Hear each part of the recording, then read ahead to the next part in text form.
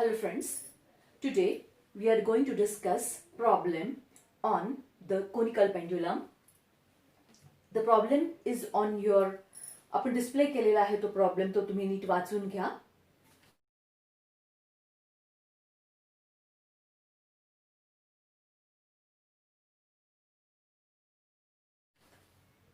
So we are going to discuss the problem 1.4 from the book. तो problem एका merry-go round वर आहे. ही इथे दाखवलेली आहे मेरीगो राऊंड. हा त्याचा बेस आहे आणि हा त्याचा व्हर्टिकल स्टँड आहे.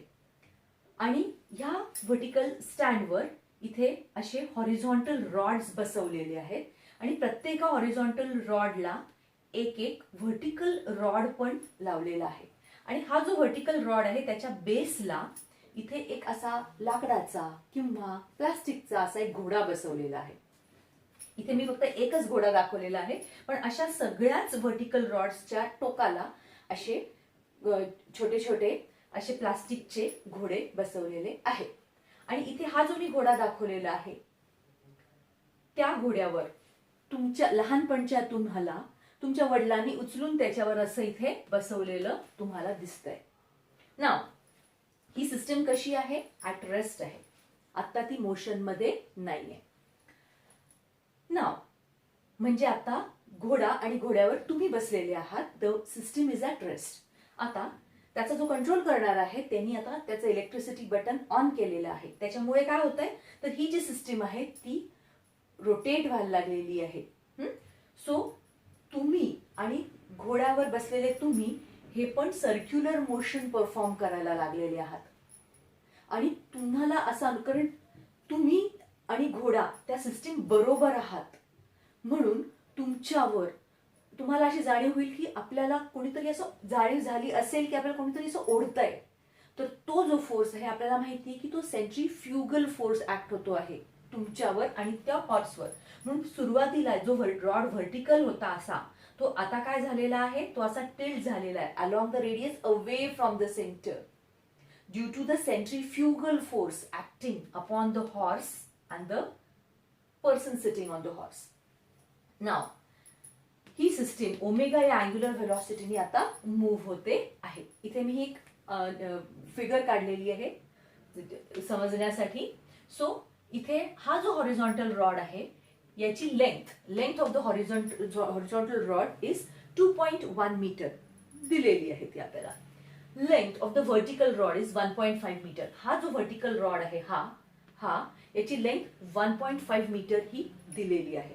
ना तुम्ही जे इथे बसलेले आहात घोड्यावर तर त्या घोड्याबरोबर तुम्ही हॉरिझॉन्टल सर्कल मध्ये मूव्ह होत आहे.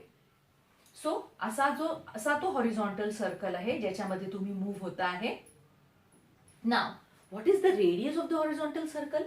तर radius of the horizontal circle म्हणजे ही आर आहे. सो ही आर म्हणजे किती आहे? That is equal to H. That is the length of the horizontal rod. That is h, which is 2.1 plus अजून किती आहे तर हा एवढा पार्ट आहे. So what is the distance of this part? Now we know that v, the length of the vertical rod is 1.5. The length of this is 1.5. म्हणजे हा rod आता असा शिफ्ट झालेला आहे म्हणजे याची लेंथ किती आहे 1.5. Now we know that this is the angle theta. So how much will be this distance? So we know that sine of theta is opposite side upon hypotenuse. So sine of theta is opposite side upon hypotenuse. So this opposite side is this much distance will be v sine theta. That is hypotenuse into sine theta. So radius of the horizontal circular motion h plus V sine theta. हा part आहे h आणि हा part आहे V sign theta. कशावरून? आपण according to the sine theta formula sine of theta is opposite side upon hypotenuse या फॉर्म्युलावरून आपण हे फाइंड केलेलं आहे. So that is equal to small R. That is the radius of the horizontal circle. Now h horizontal रॉडची length किती आहे 2.1 आणि ह्या व्हर्टिकल रॉड, हा जो व्हर्टिकल रॉड आहे त्याची हाईट किती आहे 1.5. So we 1.5 into sine of, इथे थीटा किती आहे तर थीटा आहे 37 degree. So sine of 37 degree, so that is equal to 2.1 plus 1.5 into 0.6 which is sine 37. This is equal to 3 metres. म्हणजे हे हॉरिझॉन्टल डिस्टन्स किती आहे 3 मीटर आहे. रेडियस किती आहे हॉरिझॉन्टल सर्कलची 3 मीटर्स आहे. आता इथे मी एक फ्री बॉडी डायग्राम काढलेली आहे ज्याच्यामुळे आपल्याला अजून समजण्यासाठी प्रॉब्लेम इझी होणार आहे. सो ही इथे हा जो दाखवलेला आहे मी असा छोटासा बॉक्स, तिथे तुम्ही त्या घोड्यावर बसलेले आहात, म्हणजे ती जी सिस्टीम आहे जी तुम्ही त्या घोड्यावर बसलेले आहे त्या ठिकाणी what forces are acting on the horse and the rider system. Now पहिला फोर्स हा नेहमी वेट असतो which acts in the downward direction. So mg weight is acting in the downward direction. दुसरा फोर्स कोणता आहे जो तुमच्यावर ऍक्ट होतोय तर तो आहे centrifugal force. So the centrifugal force which is along the radius away from the centre. कारण तुम्ही त्या सिस्टीम बरोबर आहात म्हणून तो सेंट्रीफ्युगल फोर्स आहे mr², is a centrifugal force. तिसरा फोर्स आहे the tension here, the tension in this rod. So the tension T. Now again आपण horizontal आणि vertical forces equate करू because the system is in equilibrium. मग म्हणून आपण हा जो T आहे त्याला आपण रिझॉल्व्ह केला 2 परपेंडिक्युलर कंपोनेंट्स मध्ये, एकतर T cos theta and T sin theta. So हे T cos theta, आता पहा हा जो वेट आहे वेटला बॅलन्स करतो आहे कंपोनेंट टी कॉस थीटा, याला आपण इक्वेशन 1 दिलं. आणि तो जो सेंट्रीफ्युगल फोर्स आहे त्याला बॅलन्स करतो आहे कंपोनेंट टी साइन थीटा, याला आपण इक्वेशन नंबर 2 दिलं.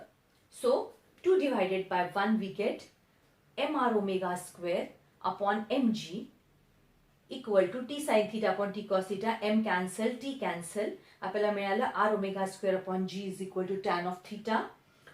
Now omega is what 4π² n², आपण व्हॅल्यू टाकली. This is equal to tan theta. Book मध्ये त्यांनी काय म्हटलेलं आहे use g is equal to π². का? कारण π इज इक्वल टू 3.142 चा स्क्वेअर केल्यावर तो नियरली 9.8 येतो, म्हणून त्यांनी सांगितलेलं आहे असं. सो इथे n² इज इक्वल टू, आपण ह्याला थोडंसं रिअरेंज केलं कारण आपण त्याला आपल्याला त्यांनी फ्रिक्वेन्सी फाइंड करायला सांगितलेली आहे. So n² is equal to g tan theta upon 4π² r. मग n² इज इक्वल g आणि 4π² कॅन्सल झाले, tan of theta upon 4r. So n is equal to √tan theta upon 4r. tan theta म्हणजे tan of 37 degree, जे log table मध्ये natural tangents मध्ये गेल्यानंतर आपल्याला tan of 37 जिथे व्हॅल्यू येते ती आपल्याला बघायची आहे आणि ती व्हॅल्यू आहे 0.7535. ती आपण इथे पुट अप केलेली आहे 4 आणि r the radius which is 3 metres. So याची व्हॅल्यू आली 0.25 हर्ट्ज. म्हणजे किती फ्रिक्वेन्सी आहे त्या मेरीगो राऊंडची? It is 0.25 hertz. म्हणजे एका सेकंदात तो 0.25 एवढे रोटेशन घेतो, म्हणजे 4 सेकंदात तो एक रोटेशन पूर्ण करतो आहे. सो त्याची जी फ्रिक्वेन्सी आहे n, that is equal to 0.25 hertz, which is the answer of the problem.